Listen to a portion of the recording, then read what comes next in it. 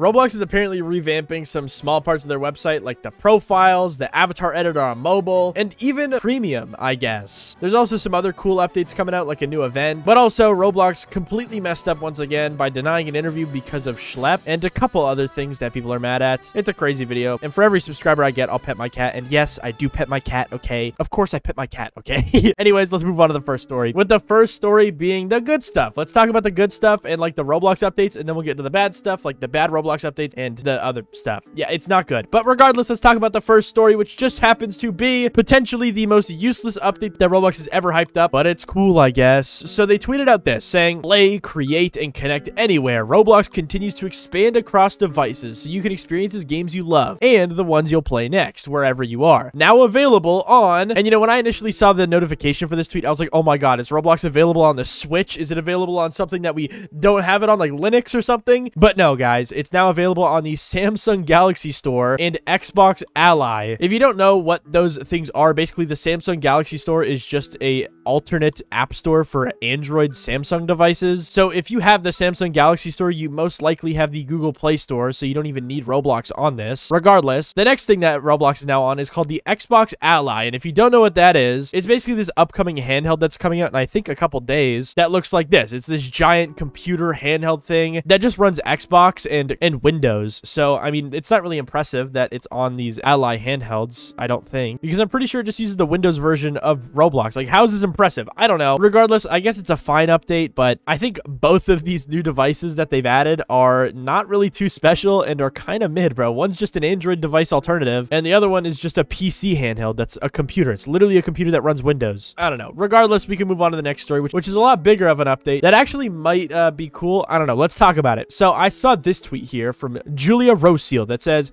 upcoming profile header and redesign by Roblox. Whereas you can see, this is the Roblox profile and what it's apparently going to look like for everyone, and apparently what everyone's profile is going to look like soon. Now, something I find interesting is that the Roblox verification badge is now actually rounded in this new screenshot, as well as there is a Roblox logo beside the Roblox name. I don't know if that's just something that Julia added or what, but if that is like a new logo, that's pretty cool. But another thing that I find super interesting is the premium logo. Is that like a Roseal thing, or is that a Roblox thing? Because that is a completely different premium logo. I mean, I guess it's very similar, but it's like rounded. And yeah, even looking in the comments, a lot of people pointed that out, and Julia responded saying, yes, Roseal doesn't work here currently. So yeah, I guess these are the new logos. I guess premium's getting a redesign, the profiles are getting a redesign, the verified logo is getting a redesign, the Roblox logo itself is not getting a redesign, but I guess it's going to be a new type of badge, or not a new type of badge, it's probably going to be on admin pages, which is still pretty cool, because I don't think Roblox admins have really had like a badge beside their name on their profile. They only really have it in game, and then they have like the admin badge thing if you scroll down on their profile. Another thing as well is, I don't know if this is a thing or not, but I'm pretty sure if you have premium and a verification badge, it'll only show one of the badges at a time, I'm pretty sure. But now with this new update, it'll show all of your badges that you have at the same time, I think. I don't know if Laughability has premium. I think he maybe does, because he's in the star program and they get it for free. And yeah, going to his profile, he only has a verification badge. He does not have the premium badge. So yeah, that's also pretty cool. Very, very cool Roblox profile update. Now, there's also some other updates to the profile where apparently there's like this pop-up window now. Yeah, here's the other tweet that says, oh yeah, forgot to mention they hide everything in a modal now too. I'm not really sure what that is. I guess that's the name for a pop-up window or something. But it says about at Roblox, and it shows their about section, and then it shows their social links, which this is really, really cool to see, because it actually shows the name of the social link that you have on Roblox instead of just showing the little logo. And the reason this is such a big deal is because people would be sneaky and put like the logout links for Twitter and YouTube. So whenever you would click on people's YouTube or Twitter like links on their Roblox profile, it would sign you out of Google or like Twitter. It was so annoying. But now it seems like that'll be kind of patched, because you'll be able to see what the name of the channel or account is in the social links tab, which is actually pretty cool. And it also actually shows the join date at the very bottom of this too. Pretty cool. And the previous usernames. That's actually a really sick update. I like this. It looks really clean, bro. What do you guys think though? I've seen some people hating on it. I think it's kind of cool. I think it's kind of neat. And there is some like quality of life stuff there that I actually really like. But now regardless, we can move on to another pretty cool revamp update happening on mobile. Now, I don't know if this is like an old thing, but I checked on my my personal phone and devices, and I don't have this update on any of them, so it does seem like it's new. But I got this tweet here that says Roblox changed the avatar page with an undo button, redo button, and a save button. Now this person does also include some screenshots here showcasing that, yeah, if apparently some people that open up the Roblox avatar editor will now have it look like this, where you can have like a undo and a redo button and a save button. But yeah, regardless, I think this is a pretty cool update. And there's also some other screenshots here that showcase some pretty interesting stuff, like this screenshot. There's like this whole new row that shows your head, face, neck, shoulder, blah blah blah, all your accessories with little icons instead of just showing like text categories, which I think is pretty dang cool. I don't know what the purpose for that would be, but I think it looks a lot better than it currently does. There's also apparently new like buttons and stuff for the changing of like skin color, your height, your head, and your hair. Pretty cool stuff. Honestly, this update looks a lot better because me personally, as someone who doesn't play Roblox on mobile very much, when I do, the avatar editor is so dang confusing to me. I don't know, maybe it's just because I'm a noob, bro, but every time I launch up Roblox on mobile, it is like a spaceship control panel. It is so confusing, and this update does seem to actually fix a lot of these issues because it literally just lays out like every single category that you can put on your avatar a lot easier. And also there's an undo redo button, which is also pretty cool. Blah blah blah blah blah. Pretty cool update. What do you guys think? And now regardless, we can move on to the next update, which is also pretty solid because Roblox announced something happening in a week from this video being uploaded that people are actually kind of hyped for, from what I can tell, but they also might not, because they tweeted out this: the forest deceives and the darkness misleads. Another one of them riddles they've been tweeting out for the past while, but this time it has a video, and I'll put the video on screen. It's just like a compass that floats up, and then it shows the release date for the event being October 23rd. Now, the event is called the